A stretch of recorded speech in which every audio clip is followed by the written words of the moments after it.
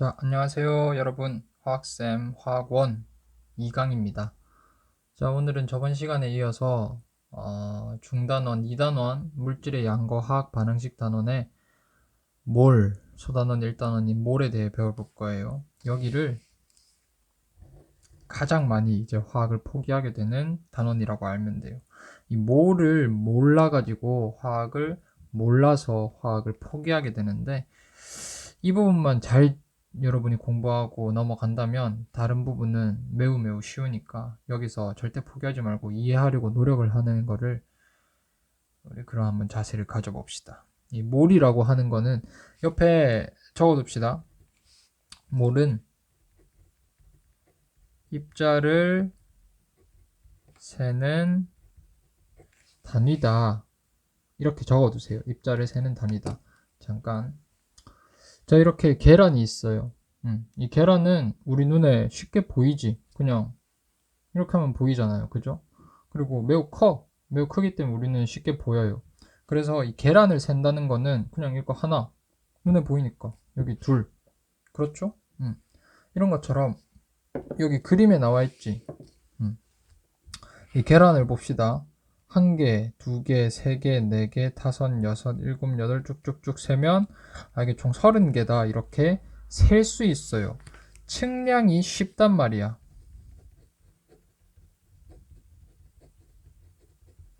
측량이 쉬워. 연필도 마찬가지야. 뭐 볼펜 같은 걸 예로 들어봅시다. 볼펜 한 개, 두 개, 세 개, 네 개, 다섯 개. 이렇게 셀 수 있죠. 이거는 눈에 보일 만큼 매우 크고 우리가 손에도 잡을 수 있을 만큼 이 물질 자체가 크기 때문에 우리가 쉽게 셀 수 있는 거예요. 그래서 측량이 쉬워요. 하지만 이것들은 우리 통합과학에서 배웠듯이 다 원자로 구성되어 있는 것들이지 이 안에 원자가 얼마나 많을까? 그거를 세기 위해서는 다른 방법을 취해야 된단 말이야. 여기 눈에 보이는 이 계란이나 볼펜이나 이런 것들은 다 원자로 이루어진 건 알고 있는데 도대체 몇 개의 얼마만큼의 양이 있는지는 원자는 우리 눈에 보이지도 않고 만져지지도 않기 때문에 쉽게 셀 수가 없다. 측량이 어렵다. 그래서 그런 입자들, 원자 수준의 그렇게 작은 입자들을 세기 위해서 만든 단위가 바로 몰이다. 이렇게 생각하면 쉬워요. 자, 한번 보세요. 자, 다 똑같은 볼펜이라고 가정했을 때 하나, 둘, 셋, 넷, 다섯, 여섯, 일곱, 여덟, 아홉, 열, 열하나, 또 볼펜이라고 가정합시다. 열둘. 이렇게 볼펜이 12개 있을 때 우리가 이거를 다 묶어서 한 다스 이렇게 세기도 해요. 한 다스. 다스란 말 들어봤죠? 연필 12개는 연필 한 다스라고 한다. 마찬가지로 계란 이렇게 30개가 쭉 들어있는 거를 달걀 30개는 달걀 한 판이라고 한다. 이것들이 해당 물질을 센 단위란 말이야. 무슨 말인지 알겠죠? 그런데 입자를 셀 때는 어떻게 세야 더 효과적으로 셀 수 있을까? 한번 가늠을 해보기 위해서 예시를 들어보겠습니다. 샤프심이에요, 샤프심. 샤프심은 뭘로 이루어져 있다고 우리가 배웠지? 네, 탄소로 이루어져 있어요. 탄소로 이루어져 있는데 과연 요 샤프심 안에 탄소 원자 몇 개가 들어있을까? 이 개수를 세기 위해서는 우리가 얘를 뚫어져라 쳐다봐도 이 탄소가 우리 눈에 절대 보이지 않아요. 그리고 봐봐.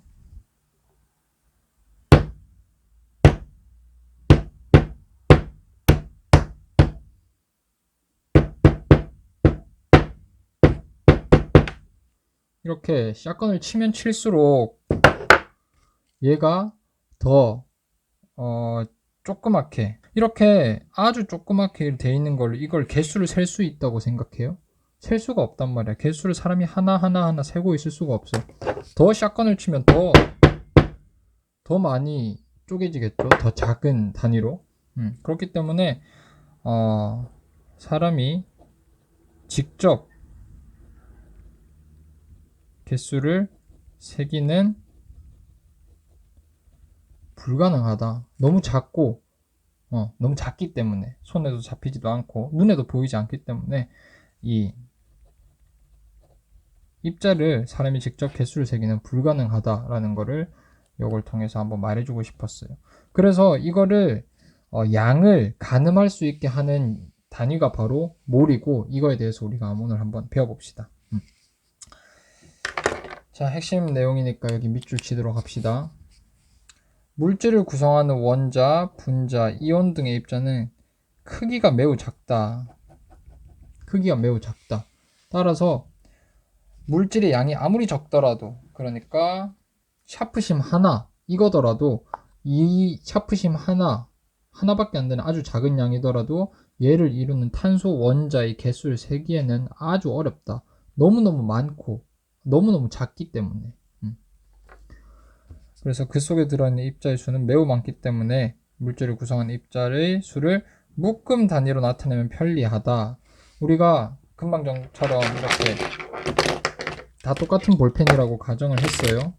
볼펜들이 이렇게 막 모여져 있을 때 하나, 둘, 셋, 넷, 다섯, 여섯, 12 이렇게 세는 거는 시간이 얼마 안 걸리고 쉬웠지만, 만약에 이 볼펜들이 1200만 개, 1억 2천만 개 막 그렇게 모여 있다면 사람이 하나 세는 것보다 12개씩 묶음으로 돼 있을 때 한 다스, 두 다스, 세 다스, 차라리 이렇게 100다스, 200다스까지 세는 게 12배 더 빠르지 않겠냐 그 말이에요.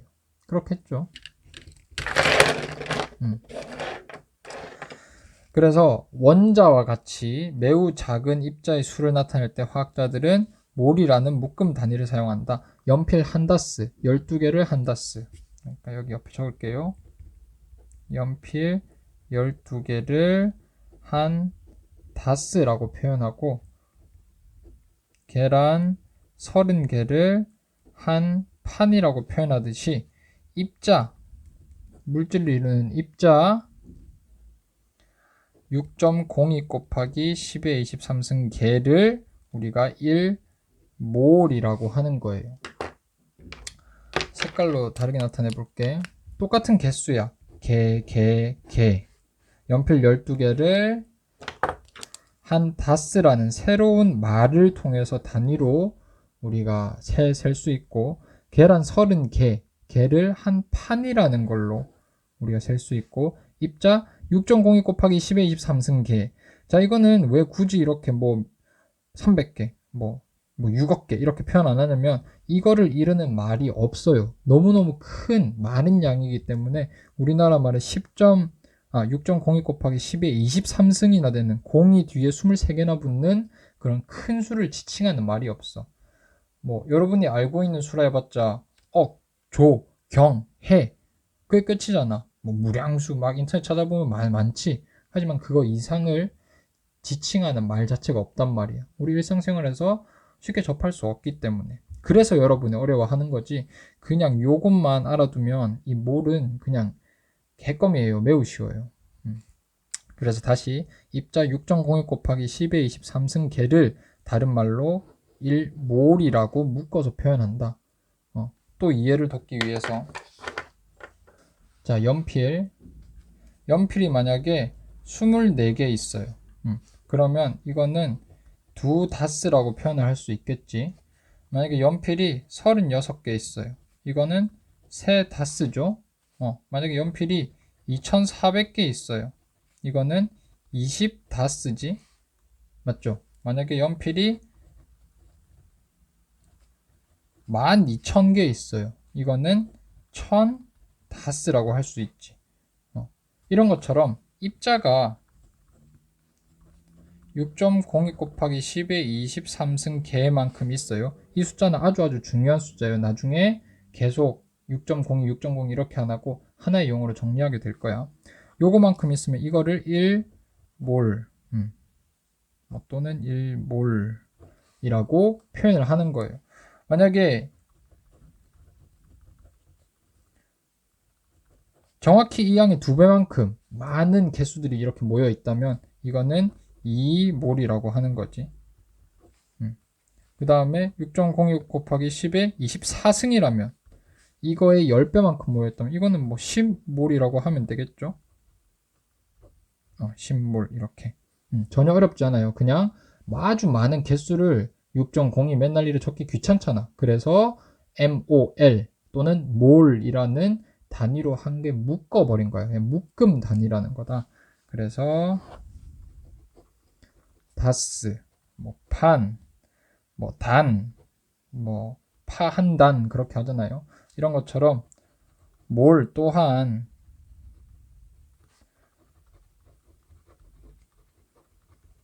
묶음 단위다. 그냥 묶음 단위다. 어려운 게 아니라 그냥 묶음 단위다. 이렇게 생각하면 돼요.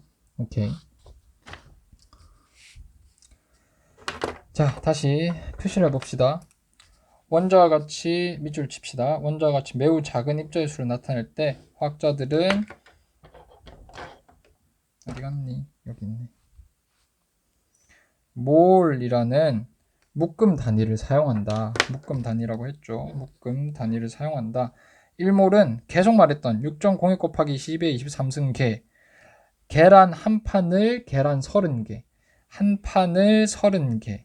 한 다스를 12개라 하듯이 1몰은 6.02 곱하기 10의 23승 개라고 한다. 계속 승승승 하니까 여러분 거슬릴 수도 있어요. 뭐 친입하다 할 수도 있는. 1몰은 6.02 곱하기 10의 23제곱개의 입자를 뜻한다. 근데 계속 맨날 내가 금방 전에 설명을 하듯이 6.02 곱하기 10의 23제곱 6.02 곱하기 이렇게 하면 여러분이 듣기 귀찮잖아. 말하는 나도 귀찮지만 듣는 여러분도 귀찮을 거예요. 그래서 이거를 또 용어로 묶어줍니다. 6.06 곱하기 10의 23제곱이라는 이 수를 아보가드로 수라고 한다. 아보가드로는 사람 이름이에요. 아보가드로 수라고 한다. 그래서 다시 1몰이란 거는 어떤 입자가 아보가드로 수만큼 모여 있을 때의 개수다. 그거를 개수를 묶어서 표현하는 묶음 단위다. 이렇게 생각하면 돼요. 읽어봅시다. 묶음 단위 다스는 연필, 볼펜, 사인펜 등 물건의 종류와 관계없이 물건을 12개씩 묶어서 세는 단위이다. 이처럼 몰이라는 묶음 단위도 그림 1-9 여기 있는 그림과 같이 원자든 분자든 이온이든 입자의 종류와 관계없이 입자 6.02 곱하기 10의 23제곱개를 묶어 세는 단위이다. 무슨 말인지 알겠죠? 이 사인펜도 이 볼펜도 샤프도 상관없이 연필, 볼펜 종류의 어떤 그런 물체들을 다 묶은 단위가 다스라면 입자, 그러니까 분자, 원자, 이온 할 거 없이 이런 자그마한 입자들을 싹 다 묶어서 세는 단위가 몰이다 라고 생각하면 돼요. 그래서 흑연 1몰은 흑연은 탄소로만 이루어졌다 했으니까 흑연 1몰은 탄소 원자 6.02 곱하기 10의 23제곱개이다. 다른 말로 아보가드로 수만큼 있다. 그리고 물 1몰은 물 분자 6.02 곱하기 10의 23제곱개이다. 자, 여기서 문제로 나오기 아주 쉬운 파트가, 자, 여러분 봅시다. 물은 분자식이 뭐죠? H2O죠. 그죠? 만약에 물 분자가 10개 있어. 그렇다면 이 물 분자 10개 있는 데에는 H, 수소 원자랑 산소 원자 각각 몇 개씩 있을까? 잘 한번 생각해 보세요. 당연히 여러분 맞췄겠지만 이해를 돕기 위해서 그림을 한번 그려봅시다. 10. 오케이. 물 분자 10개가 이 박스 안에 있어요. 자, 이 안에 산소는 몇 개 있어? 빨간색으로 동그라미 쳐봅시다. 하나, 둘, 셋, 넷, 다섯, 여섯, 일곱, 여덟, 아홉, 10개 있지. 10개. 하지만 H 수소는 몇 개 있어요? 초록색으로 동그라미 한번 쳐볼까요? 하나, 둘, 셋, 넷, 다섯, 여섯, 일곱, 여덟, 아홉, 열, 열하나, 열둘, 열셋, 열넷, 열다, 열여, 열일곱, 열여덟, 열아홉, 20개 있네. 물 분자는 그러면 마지막으로 물 분자는 아까 내가 10개 있다 그랬죠? 하나, 둘, 셋, 넷, 다섯, 여섯, 일곱, 여덟, 아홉, 10개 있네. 그지? 10개. 물 분자가 10개 있어. 물 분자는 수소 2개와 산소 1개로 이루어졌기 때문에 물 분자가 10개 있다는 거는 1개 있는 산소도 10개 있다는 거지. 하지만은 물 분자는 수소 2개로 이루어져 있기 때문에 수소 자체는 20개가 있는 거예요. 오케이, 이걸 잘 생각해 보세요. 그렇다면 동일한 논리로 물 분자 1몰이 있다면 이 안에는 산소가 1몰만큼 들어있을 것이고 수소는 몇 몰만큼 들어있을까? 네, 당연히 2몰만큼 들어있겠죠. 똑같은 논리야.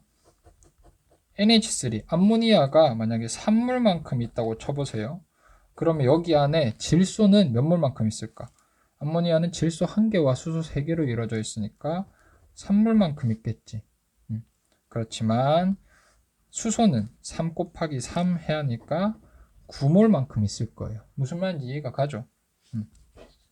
자, 이게 시험 같은데 나올 가능성이 높습니다. 매우 쉽지만. 네, 그래서 여기 파트를 집어봤어요. 그래서 여튼 몰이라는 거는 입자를 세는 단위다. 그리고 1몰이라는 거는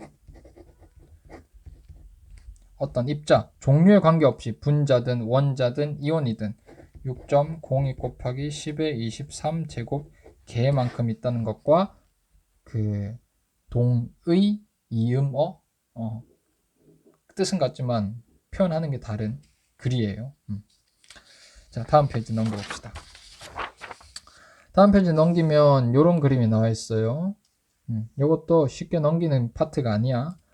자, 아보가드로 수의 크기를 짐작할 수 있는 우리가 1억, 뭐 1조, 1경 이렇게 하면 뭐 1해 이렇게 하면 와 진짜 크다, 큰 수다. 1억이란 돈 여러분 만져본 적 있어요? 나도 없어요. 부러워 1억 있는 사람. 1조란 돈은 아마 우리가 평생 살면서 만져보기가 어려울 거야. 1경, 1해는 뭐 안 되겠죠? 이런 거조차도 매우 우리한테 저기 큰 수잖아. 1억이란 수는 1, 10, 100, 1000, 만, 10만, 100만, 1000만, 억. 하나, 둘, 셋, 넷, 다섯, 여섯, 일곱, 여덟. 그러니까 1.0 곱하기 10의 8제곱밖에 안 돼요. 이게 1억이야. 근데 아보가드로 수는 6.02 곱하기 10의 23제곱이라고. 이 공이 8개 있는 게 1억인데 공이 23개나 있어야 아보가드로 수가 돼요. 얼마나 큰 수인지 가늠조차 안 될 만큼 큰 수란 소리예요. 자, 그렇기 때문에 우리가 이 활동을 한번 해보는 게 도움이 참 많이 됩니다. 예시로 한 개 나와 있는 게 농구공 6.02 곱하기 10의 23제곱개를 모아놓으면 지구만한 크기의 행성을 만들 수 있대. 농구공 해봤자 이 두 손 이렇게 잡으면 잡히잖아요.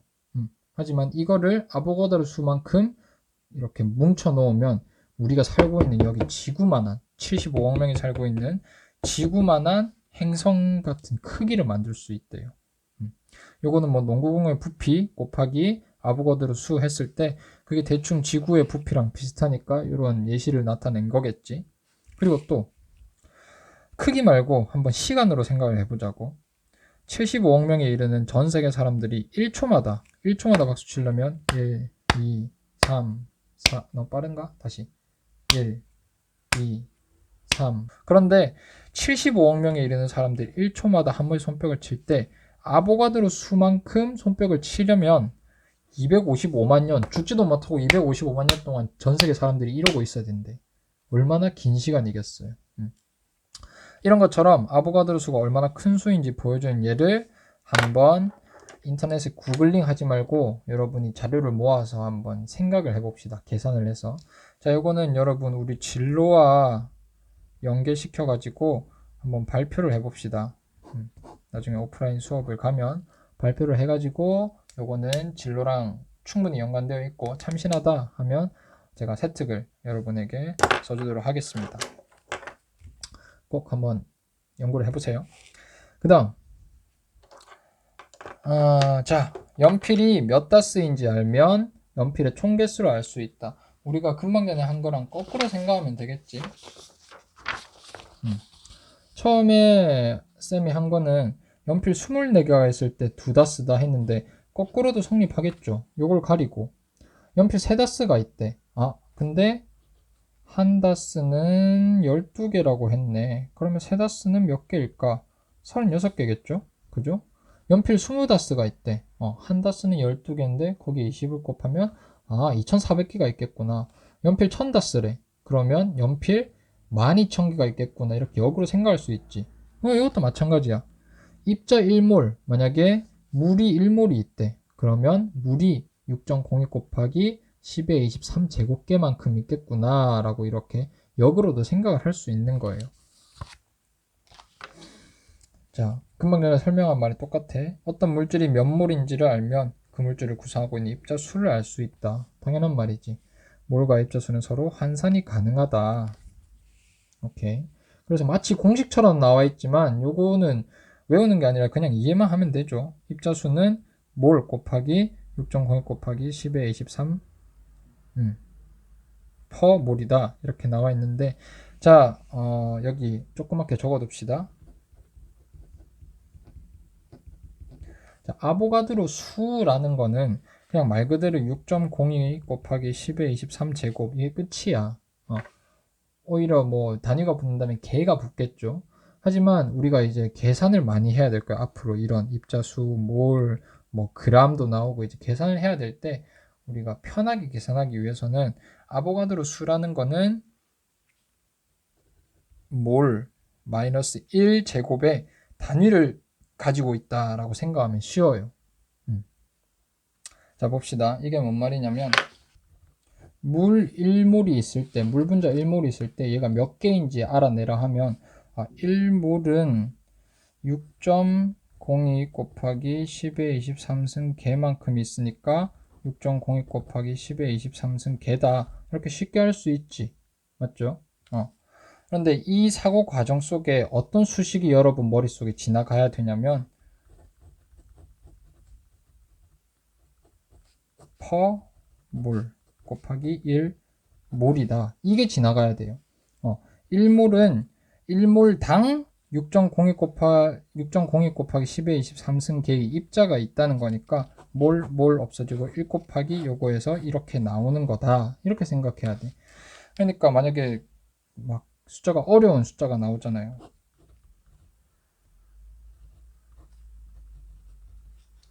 만약에 물 분자가 6.02분의 1몰만큼 있을 때 몇 개냐? 이렇게 물어보면 어떡할 거야? 어렵겠지. 1몰은 단순히 이거다. 2몰은 여기 2 곱한 거다. 3몰은 3 곱한 거다. 이렇게 생각할 때보다 계산하기가 어렵단 말이에요. 그래서 이거를 계산할 때는 우리 여러분 머릿속에 요거나 같은 표현이죠. 곱하기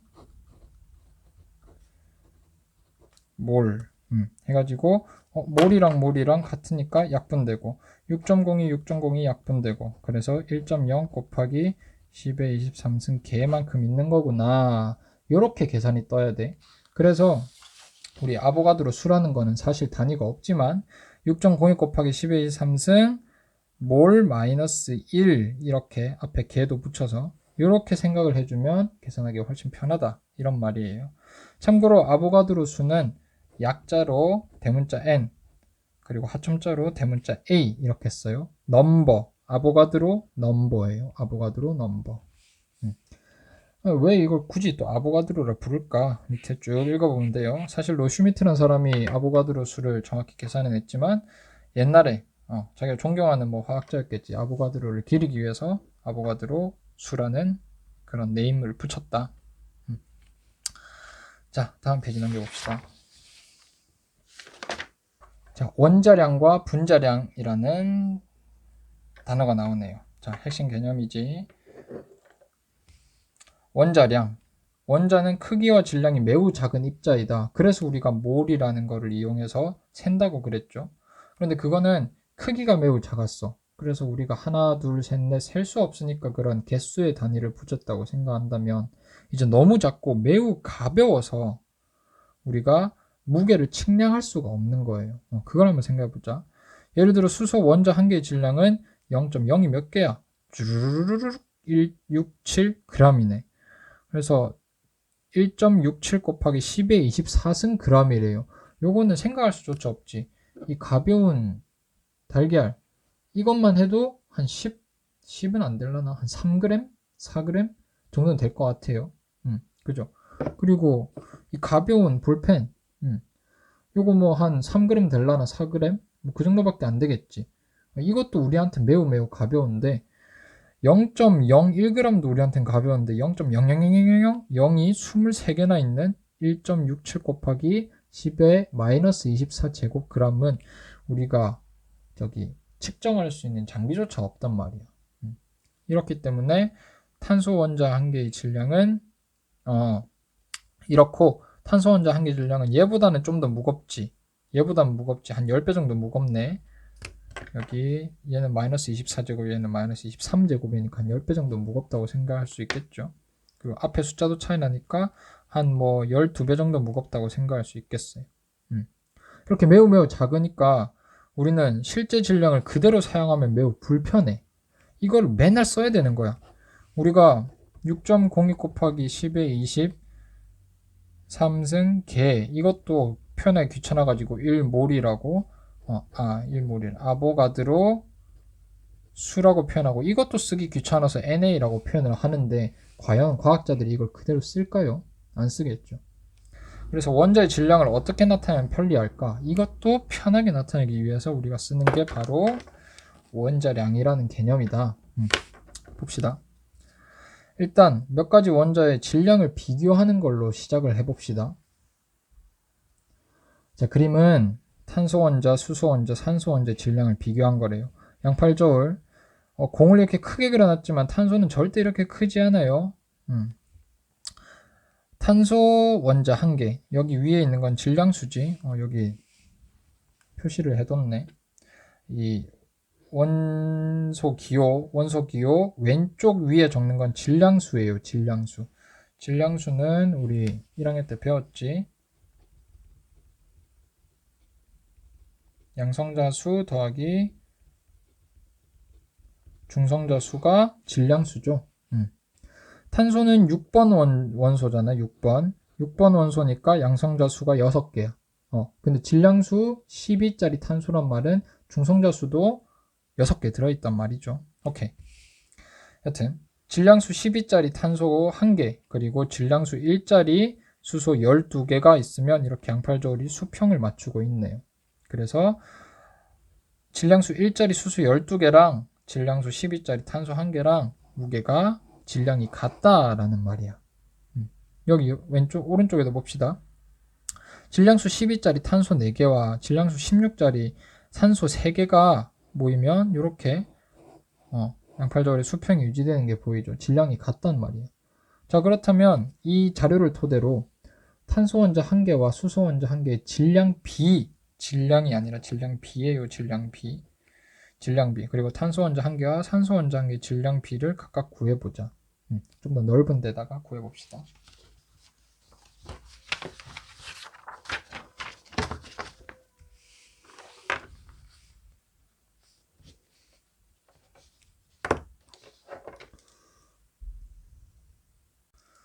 자, 크게 한번 다시 그려볼게요.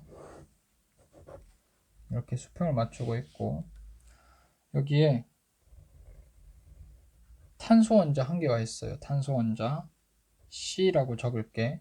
이 탄소 원자 1개의 질량을 우리가 그냥 기호로 C라고 한번 해봅시다. 그리고 오른쪽 편에는 수소 원자, 질량수 1짜리 수소 원자가 12개 있대요. 5, 6, 7, 8, 9, 10, 11, 12 이렇게 12개 있어요. 질량수 1짜리 수소 원자 1개의 질량은 여기 나와 있어. 이렇게 있지만 그냥 얘 말 쓰지 말고 우리가 비율을 알아볼 거니까 소문자 H로 씁시다. 이렇게.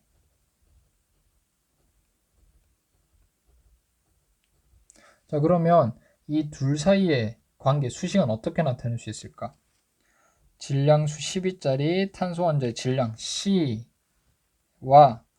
H 12개니까 12H는 같다. 이렇게 나타낼 수 있겠지. 그렇다면 요 등식이 성립하려면 C 대 H는 과연 몇 대 몇이어야 되냐 그 얘기죠. 몇 대 몇일까요? 12 대 1이 되면 되겠지. 얘가 12, 1이면 12, 1, 12 곱하기 1은 12니까 12는 10이다. 성립하고 뭐 질량 B니까 24, 2도 될 수 있겠지 만약에 24를 넣어도 여기 2가 들어가니까 12 곱하기 2, 24는 24 성립하죠. 그러니까 요 등식을 통해서 이런 질량비를 우리가 구할 수 있다. 왼쪽에 거도 오른쪽에 거도 똑같이 해봅시다. 탄소가 이렇게 4개 모여 있고 오른쪽에는 산소가 이렇게 3개 있어요. 이것도 마찬가지로 탄소의 원자 한 개 질량을 그냥 C라는 기호로 적었고 산소 원자 한 개 질량 그냥 O라는 기호로 적었어요. 4개의 C와 3개의 O가 같다라는 말이잖아. 이때 C 대 O는 비율이 얼마나 될까? 4C는 3O다. 그러니까 3대 4가 되면 되겠죠. 오케이. 그러면 마지막으로 이것과 이것을 한번 비교를 해봅시다. 여기까지 하고 여기 옮겨 적고 비교를 합시다. 탄소 원자 한 개와 수소 원자 한 개의 질량 B, 탄소 원자 한 개와 수소 원자 한 개의 질량 B는 12대 1이다. 이렇게 적을 수 있겠죠. 그 다음 탄소 원자 한 개와 산소 원자 한 개의 질량 B, 얘는 3대 4다. 이렇게 적을 수 있겠죠. 자, 이때 만약에 탄소 원자 한 개의 질량을 12로 정한다면 수소 원자 한 개와 산소 원자 한 개의 질량 각각 얼마가 될지 그 비교되는 양을 한번 상대값을 적어보자. 그 얘기예요. 그거를 하기 위해서는 이 두 개를 연결시켜야겠지. 이건 단순히 비율이었어. C 대 H는 12 대 1이었다. 비율이었지만 이제 이거를 한 개로 정하자 그 얘기야. C를 이제 비율로 하지 말고 C 자체를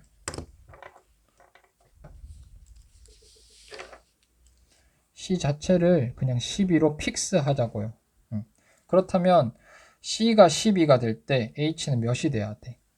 H는 1이 되어야 되죠. 만약에 C가 24라면 H는 2였겠지만 10이라고 했으니까 얘는 1이겠지. 오케이. 얘는 건너뛰고. 그 다음 여기 봅시다.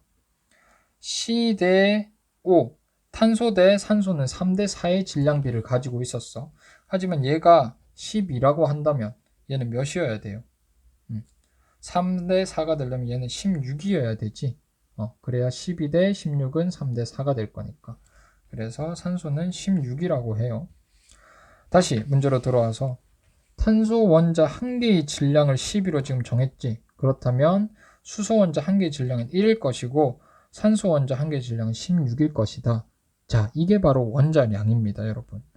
원자의 질량 자체가 원자량이 되는 게 아니야. 착각하기 쉬워요. 여기 적어둡시다.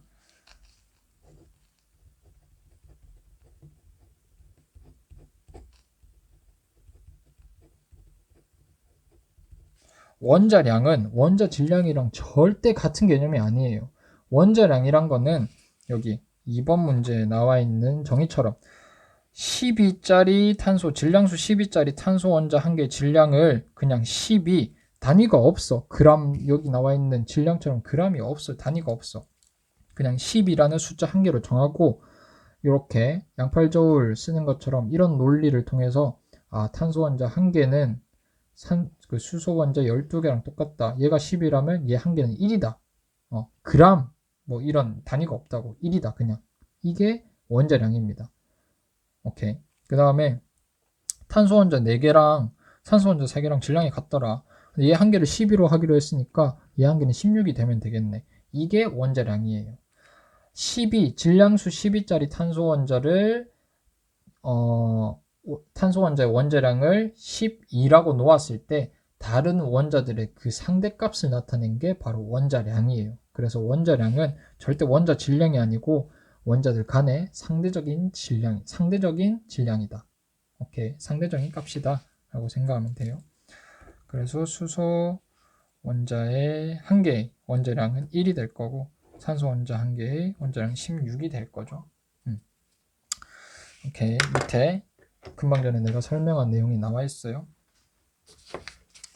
지수등하게 치우고. 원자의 질량을 나타낼 때 한 원자의 질량을 기준으로 하여 다른 원자의 질량을 상대적인 값을 나타내면 편리하다. 위에서 편리한 걸 봤죠. 이렇게 쭉 길게 쓰지 않고도 그냥 숫자 하나만으로 딱 나타낼 수 있으니까 편리하지. 편안하죠. 현재는 질량수가 12인 탄소 원자, 그리고 탄소 원자의 질량을 12로 정하고 다른 원자의 질량은 탄소를 기준으로 하여 상대적인 값으로 나타낸다. 이게 바로 원자량이다. 원자의 상대적인 질량을 원자량이라고 한다. 그래서 절대 원자량이란 개념은 원자 질량이 아니에요. 상대적인 양이에요. 상대적인 양. 그래서 여기 또 중요한 말이 나오네. 원자량은 상대적인 값이므로 g이나 kg, 톤 같은 단위가 없어요. 단위가 없어. 그래서 밑에 나와 있는 표, 요거는 통째로 외우면 아주 좋긴 하지만은 뭐 문제에서 어차피 대부분 주어지기 때문에 굵직굵직한 것만 알고 있으면 돼요. 이게 탄소가 기준이지. 12.0. 딱 이게 기준이야. 기준.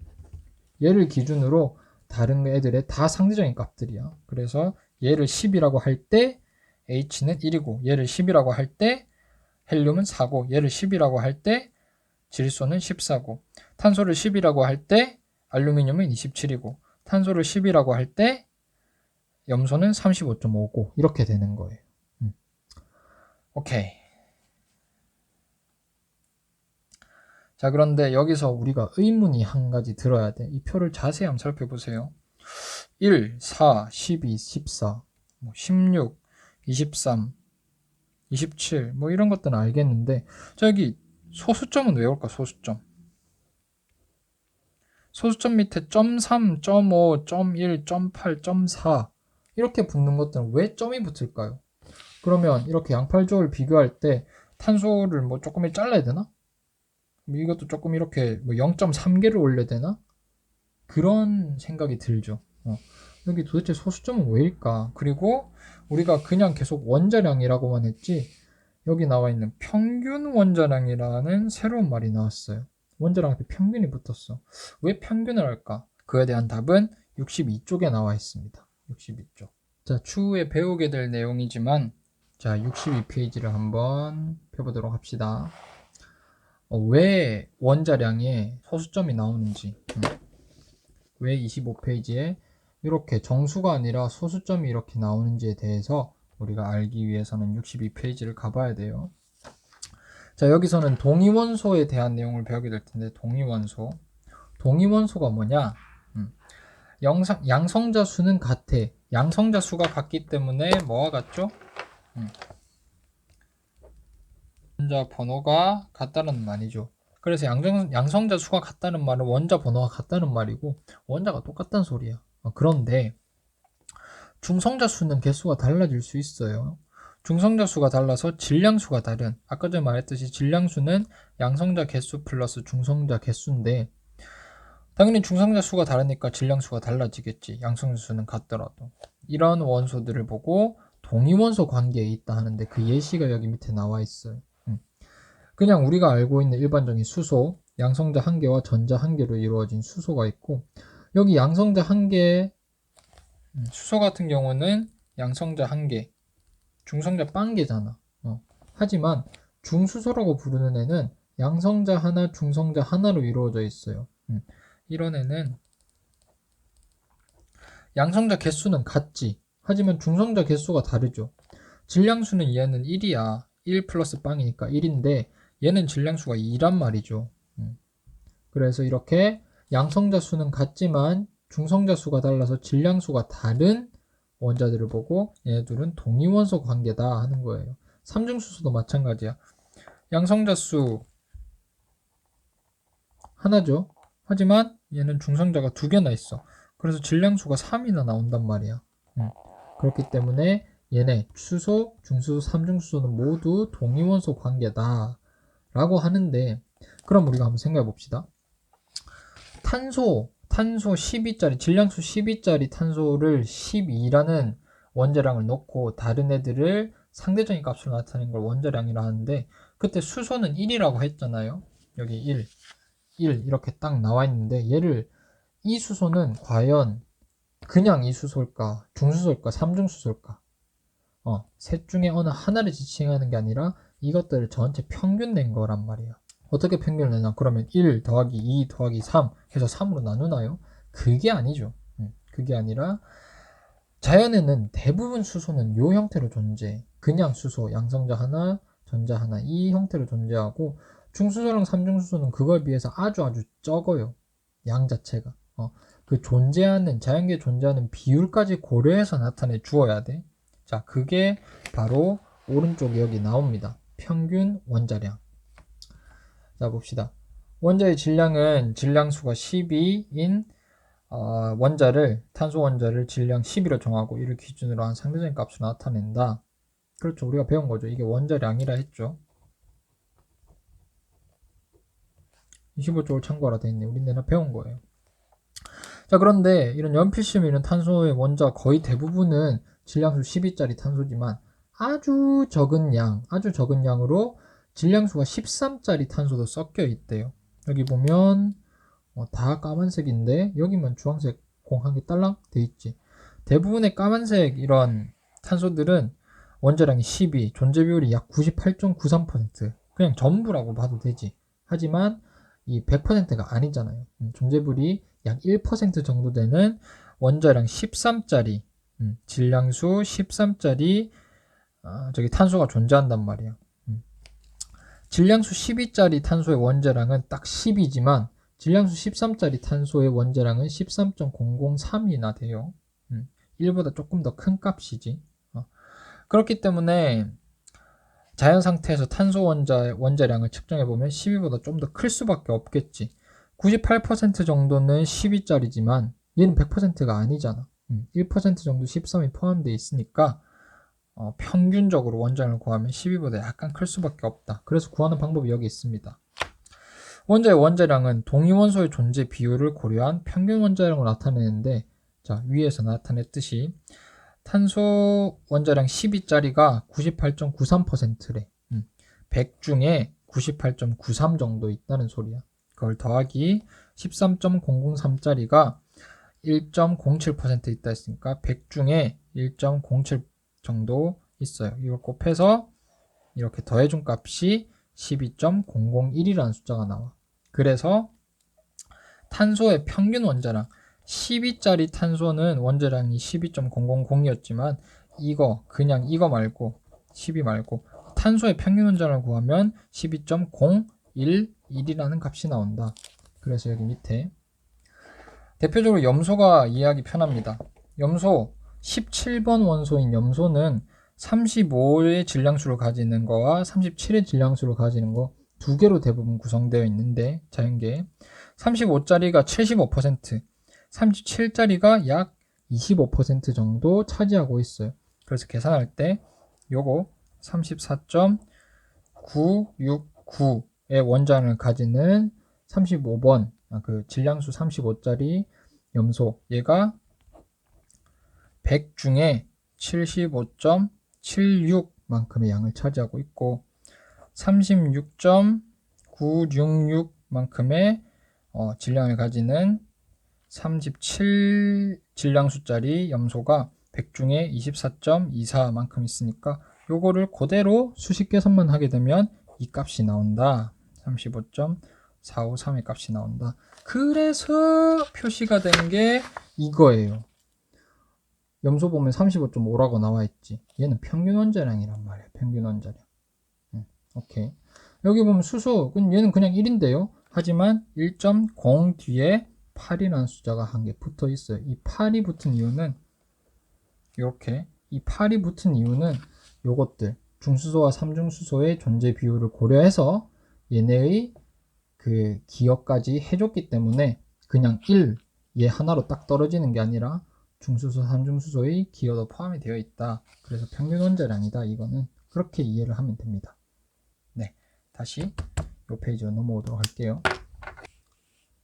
자, 다음 26페이지를 봅시다. 자, 여기서는 전 페이지에서는 원자량에 대해 배웠고 여기서는 분자량과 화학 식량에 대해서 배워요. 자, 적어두고 시작합시다. 분자량은 위에 이렇게 적을까? 깔끔하게.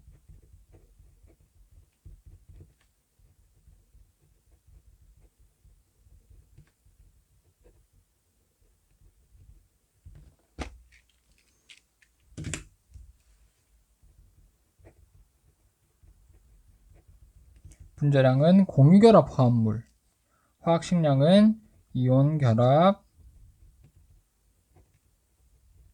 화합물이라고 뭐 이렇게 딱 흑백 논리로 양분화되는 건 아니지만 이렇게 생각하면 한층 이해하기는 편할 것 같아요. 공유결합 화합물은 대부분 우리 분자를 구성을 하지.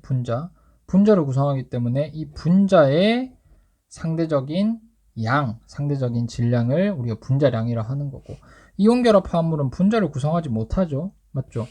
NaCl 같은 경우는 물처럼 이렇게 NaCl 이렇게 하는 게 아니라 큐빅 모양으로 Na 플러스 옆에 Cl 마이너스, Cl 마이너스 옆에 Na 플러스, Na 플러스 옆에 Cl 마이너스 쭉쭉쭉 이렇게 무한히 연결된 모양이란 말이야. 그래서 얘는 NaCl이라 적더라도 Na 100개인지 Cl 100개인지 Na 200개인지 Cl 200개인지 몰라요. 그렇기 때문에 분자량이라 할 수 없고 화학식량이라고 부를 수가 있어요. 화학식량. 식은 우리가 화학식 할 때 배웠죠. 화학식에는 첫째 분자량, 그 다음에 분자량이네. 다시 화학식에는 분자식, 구조식, 시성식, 그리고 실험식. 뭐 순서가 이상하지만 여튼 이 실험식 같은 경우는 우리가 몇 개 이렇게 딱딱 나타내기 어렵고 결합하는 비율만 알 수 있는 이런 이온결합 화합물, Na 한 개랑 Cl 한 개가 결합을 한다. Mg 한 개, Mg 두 개랑 알지. Mg 하나랑 O 한 개가 결합을 한다. 그러니까 Na 플러스랑 Cl 마이너스 한 개씩이죠. Mg2 플러스랑 O2 마이너스 한 개씩이고, 뭐 Al3랑 오늘 왜 이래? Al2랑 O3, Al3 플러스랑 O2 마이너스 두 개 대 세 개, 이렇게 비율을 알 수 있는 거, 비율만 알 수 있는 거를 표현할 때 우리가 실험식을 쓰죠. 자, 봅시다. 원자들이 결합하여 만들어진 상대적인 질량을 분자량이라고 한다. 원자들이 결합하여 만들어진 분자의 상대적인 질량을 분자량이라고 한다. 이 분자를 구성하는 모든 원자들의 원자량을 합하여 구한다. 간단해요. 그냥 물은 H2O니까 H 두 개랑 O 한 개의 원자량만 이렇게 더해주면 물의 분자량 18이 나오게 되는 겁니다. 여기는 그냥 읽어보면 알 수 있어요. 근데 밑에 염화나트륨이나 철과 같이 분자로 존재하지 않는 물질의 상대적인 질량을 화학식을 이루는 원자들의 원자량 합하여 구하고 이를 화학식량이라고 한다. 자, 그런데 본문에 제시되어 있는 것처럼 약간 개념을 다시 설명을 하도록 할게요. 여기 화학식량 요건 지워주고, 미안해요. 여기 실험식량이라고 적어줍시다. 분자량과 화학식량 해놓으니까 나도 약간 착각을 했던 것 같아요. 분자량과 화학식량이라 해놓지 말고 우리가 공유결합 화합물, 이온결합 화합물 배웠듯이 이거 공유결합, 이온결합을 병렬적인 개념으로 놨다면 분자량과 화학식량을 이렇게 병렬적인 개념으로 생각하면 안 돼. 화학식 안에 분자식, 시성식, 구조식, 실험식이 있듯이 화학식량 안에 분자량이라는 개념이 있고, 그리고 실험식량이라는 개념이 있는 거예요. 무슨 말인지 알겠죠? 다시 정리를 할게요. 이 분자량이라는 거는 대부분 공유결합 화합물을 나타낼 때, 공유결합 화합물, 그러니까 분자를 나타낼 때 쓰이고, 이 실험식량이란 거는 이온결합 화합물을 나타낼 때 쓰인다 생각하면 좋아요. 그래서 물질 상대적인 질량 화학식을 이루는, 그러니까 염화나트륨 같은 경우의 화학식은 실험식으로 적죠. 실험식 NaCl 이렇게. 철 같은 애는 그냥 Fe지. Fe 자체가 얘의 화학식인 거야. 그래서 이런 애들은 화학식을 이루는 원자들의 원자량을 합하여 구한다. 그냥 Na 몇 개, Cl 몇 개 있는 게 우리한테 중요한 게 아니라 비율로 나타낸 이 실험식, 이 자체를 그냥 실험식량으로 구합니다. 그래서 예를 들어 나트륨 Na 플러스와 염화이온 Cl 마이너스가 1대1로 규칙적으로 결합하고 있는 염화나트륨 화학식은 예이니까, 실험식은 예이니까 화학식량, 그러니까 실험식량은 이렇게 더해서 구하면 된다라는 말이에요. 약간 저도 미스를 했는데 여기에 분자량, 실험식량 이렇게 적어두길 바래요. 이거는 미스. 여튼 이거 둘 다 화학식량 안에 포함되는 거다. 분자도 분자식이 있잖아.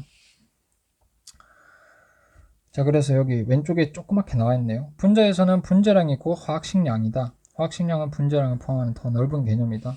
이거랑 똑같죠. 화학식량이라는 개념 안에 분자량 그리고 실험식량이 들어있는 거다. 네, 그래서 약간 소제목을 조금 바꿔줬으면 좋겠어요. 소제목을 이렇게 적지 말고 이렇게 적어봅시다. 이거 포맷 그대로 이렇게 적어가지고 화학식량이라고 적고 분자량과 실험식량 이렇게 하면 이 화학식량 안에 분자량은 공유결합 화합물, 실험식량은 이온결합 화합물 이렇게 알 수 있죠. 뭐 철 이런 애들은 공유결합 화합물도 이온결합 화합물도 아니긴 하지만 그럼 철을 어떻게 나타낼 거야? 이렇게 F2로 그냥 나타내니까 얘 자체가 그냥 화학식인 거예요. 그래서 얘는 뭐 분자식이다, 실험식량이다 이렇게 할 수 없이 그냥 화학식량이다 하면 되는 거야. 근데 철과 염화나트륨을 묶어서 화학식량이라고 이렇게 소개를 해놨네. 책에는 없지만 실험식량이라는 말 자체도 우리가 알고 있어야 되겠어요. 네, 2강은 여기까지입니다. 여기까지 하고 우리가 오늘 이번 시간에 배운 내용은 많은 내용을 배웠어요. 오늘 배운 개념을 한 5가지 정도로 요약을 해봤어요. 네, 같이 한번 읽어보고 끝내도록 합시다. 몰은 입자를 세는 묶음 단위이다. 다스나 판처럼. 그리고 1몰은 입자가 아보가드로 수만큼 있을 때의 양이다. 이때 아보가드로 수는 뭐냐? 6.02 곱하기 10의 23승계라는 수이다. 그런데 이 뒤에 몰 마이너스 1제곱이라는 단위가 있다고 생각하면 계산하기 편하다 했죠. 그리고 원자량은 질량수 12짜리 탄소의 질량을 12로 기준 놓았을 때 다른 원자들의 상대적인 질량, 다른 원자들 질량의 상대값이다. 그래서 상대적인 양이기 때문에 단위는 없다. 그 다음 화학식량이란 거는 안에 분자량, 실험식량을 포함하는 개념이고 이 분자량은 분자로 나타낼 수 있는 공유결합 화합물을 나타낼 때 쓰이고 실험식량이라는 거는 실험식으로 나타낼 수 있는 이온결합 화합물을 나타낼 때 쓰이는 화학식량이다. 네, 이 정도가 되겠습니다. 네, 오늘 수업은 여기까지 하고 3강에서 보도록 합시다.